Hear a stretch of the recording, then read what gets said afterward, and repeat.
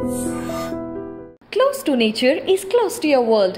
Myron Homes, Cherubic Farms at Chevilla, 7799949104. నమస్తే, welcome to I dream. ఎంతో బంగారు భవిష్యత్తు సరిగ్గా 20 ఏళ్లు కూడా నిండలేదు. ప్రేమ కారణంగా నిండు జీవితాన్ని బలి చేసుకుంది ఓ యువతి.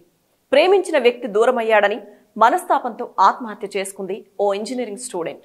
తల్లిదండ్రుల్ని శోక సంద్రంలోకి నెట్టేసి వెళ్లిపోయింది.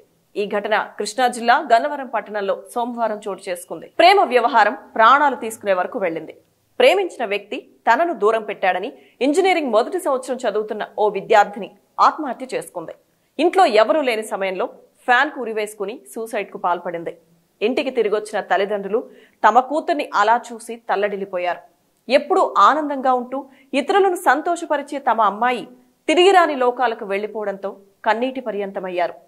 తమ కూతురు ఆత్మహత్య చేసుకునేంత పిరికిది కాదనుకున్న తల్లిదండ్రులు అనుమానం వచ్చి వెంటనే ఆమె ఫోన్ను పరిశీలించారు. అంతే, దిమ్మ తిరిగి మైండ్ బ్లాక్ అయ్యే షాకింగ్ నిజాలు వెలుగులోకి వచ్చాయి. గన్నవరం పట్టణంలోని సినిమా హాళ్ల సెంటర్లో నివసిస్తున్న Mohammed Jasmine BTech first year చదువుతోంది.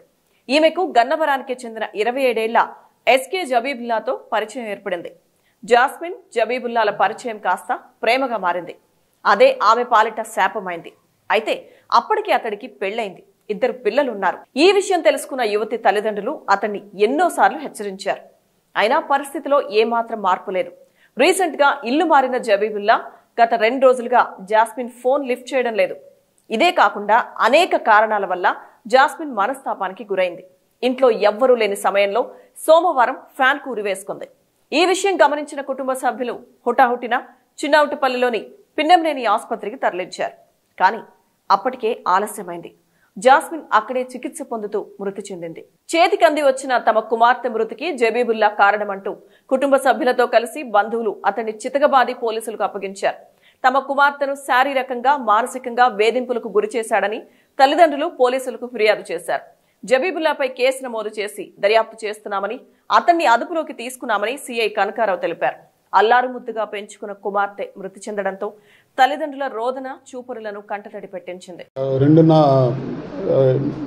నిన్న రాత్రి 10:30 గంటల సమయంలో కంప్లైంట్ మహమ్మద్ జకీరా అనే ఆమె ఒక రిపోర్ట్ ఇచ్చింది. తన కూతురు మహమ్మద్ జాస్మిన్ 19 ఇయర్స్ ఒక ప్రైవేట్ కాలేజీలో బీటెక్ ఫస్ట్ ఇయర్స్ అవుతుంది.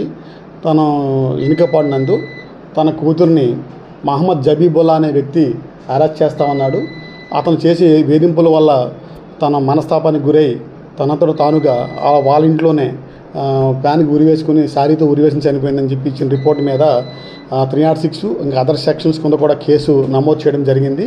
దీని మీద ఎక్కువ ముద్దాయిని పికప్ చేసి తగు చర్య తీసుకుంటారు. వివాహేతర సంబంధాలు ఎంతటి దారుణాలకు దారితీస్తాయో మనం రోజు చూస్తూనే ఉన్నాం.